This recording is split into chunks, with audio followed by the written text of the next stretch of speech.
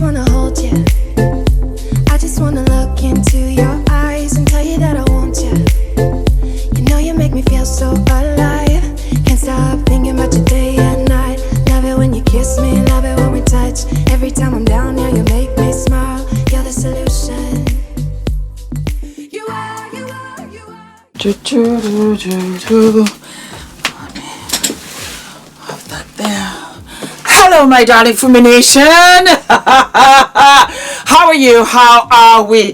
When I tell you I don't want to be in politics, I just don't want to do politics. But here I am kind of sort of covering it because a lot of Fumi Nation sent me messages about our fabulous and beautiful Nicki Minaj, and that she was at the Turning Point USA Amni Fest side by side, sitting opposite our wonderful Erika Kirk, who looked like a pop star. She came out onto the stage just looking like Beyonce, and I said, yep, there you go. So this is what I gotta say, my darlings.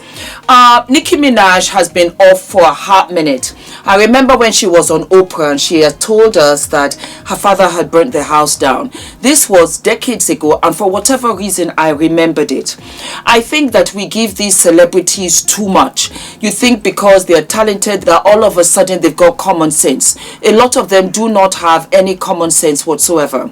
I listened to the speech that she had with Erika Kirk, and Nicki Minaj sounded like somebody who was not mentally stable, who was not coherent, who didn't even know what she was talking about. It was as if they dragged her out of her house and they just plopped her there and said, go ahead and say whatever nonsense that comes out of your head, of which she did, to the point that she now said J.D. Vance is an assassin, when we all know that Erika's husband was assassinated 3 months ago, just 3 months ago. So with regard to the current administration, what has been maybe the biggest surprise for you, or something that you just really has been put on your heart that you've learned about our president and our vice president?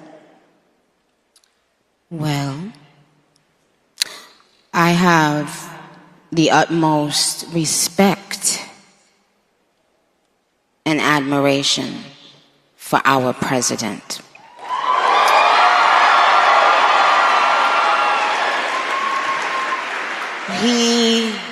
He has, I don't know if he even knows this, but he's given so many people hope that there's a chance to beat the bad guys and to win, and to do it with your head held high and your integrity intact.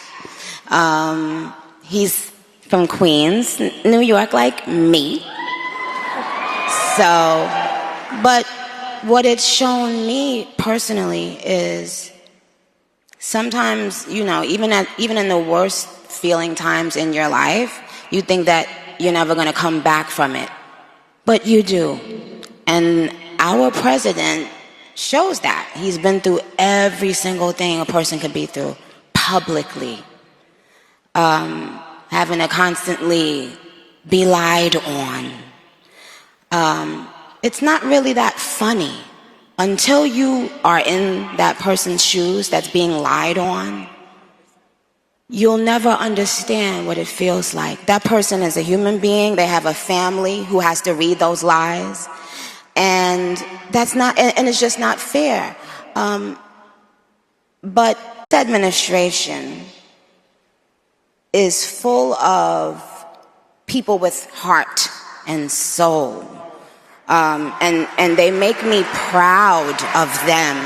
Our vice president, he makes me, well, I love both of them, but they're both powerful men, smart, strong, all of that, but both of them have a very uncanny ability to be someone that you relate to. I can relate to them. When I hear them speak, I know that they're one of us. Like, I know that they're not, don't you guys agree? They haven't lost touch of the world. You know, they're still connected to the world and what's happening in the world, with the younger people and older richer people and not so rich people.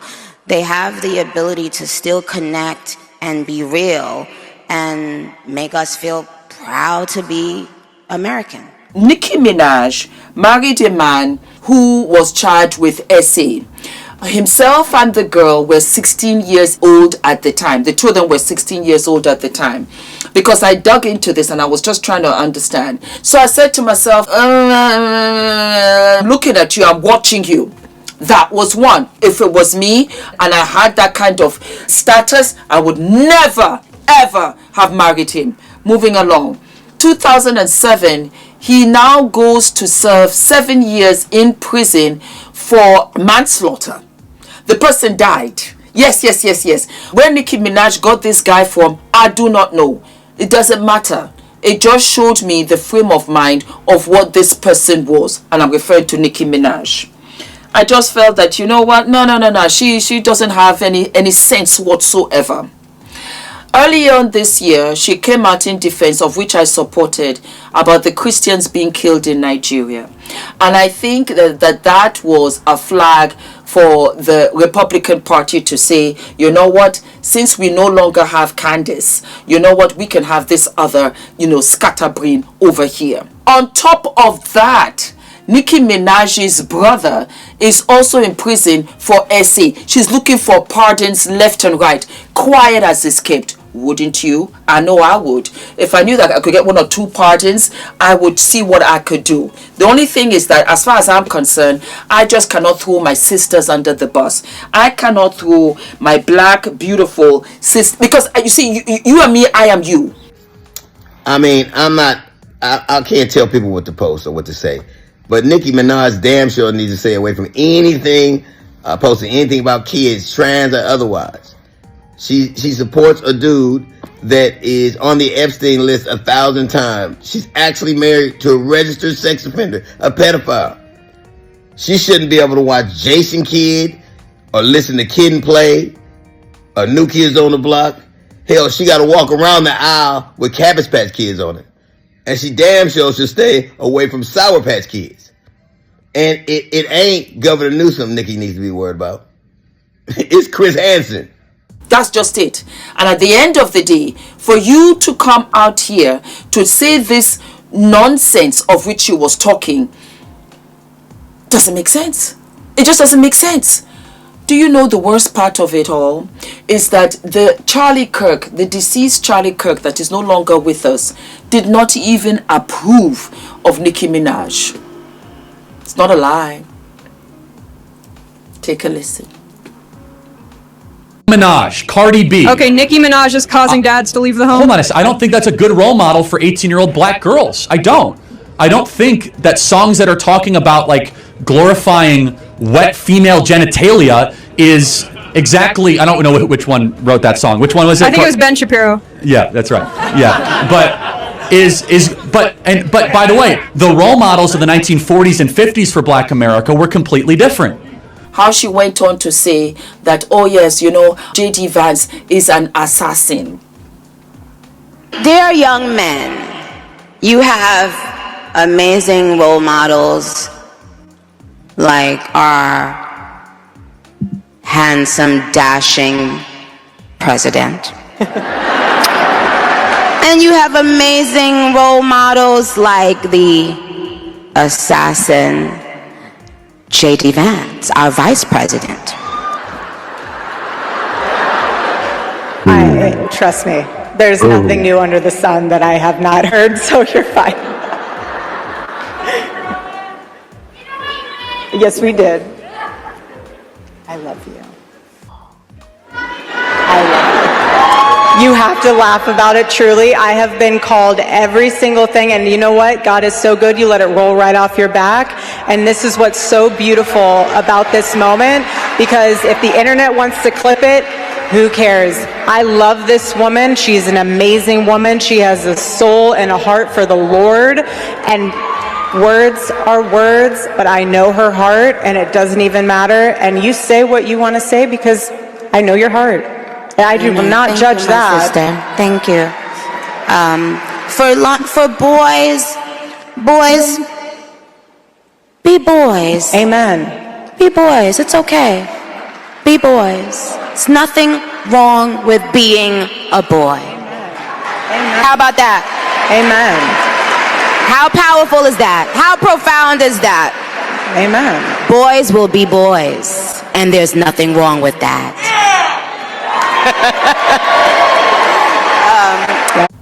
Hot smoking mess.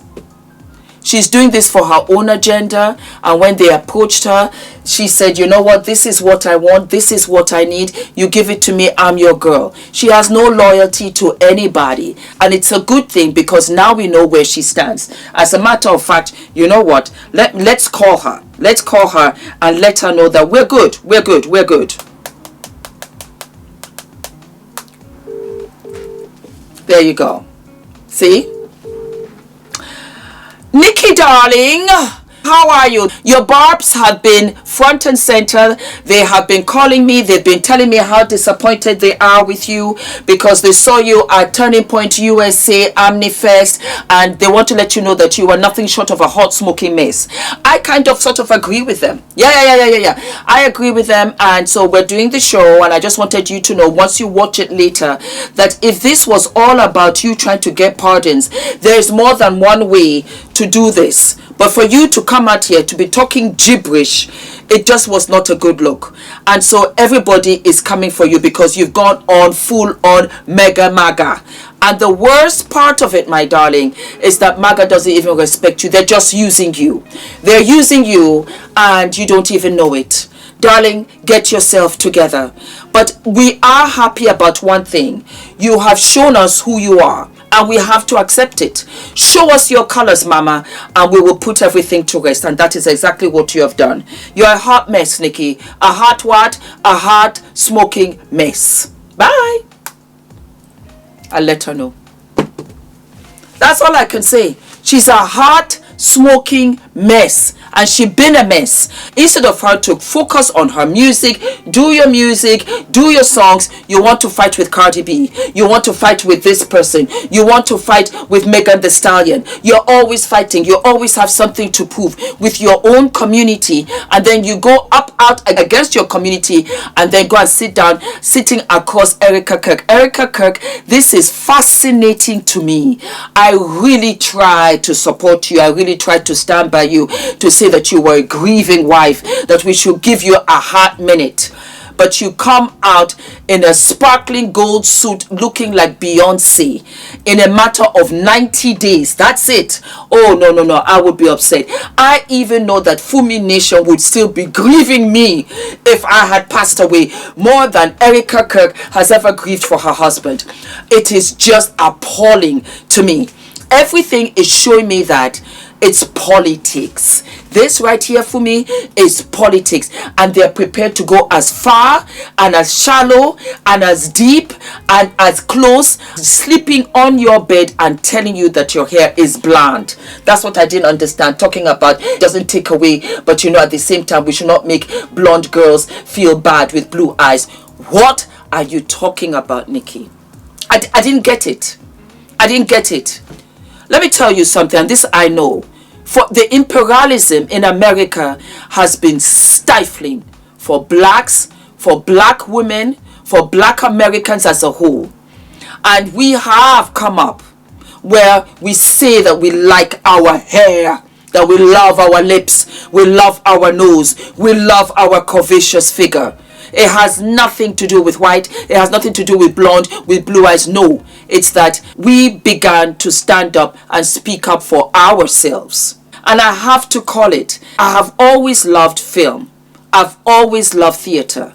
I've always loved drama. Since I was a young girl.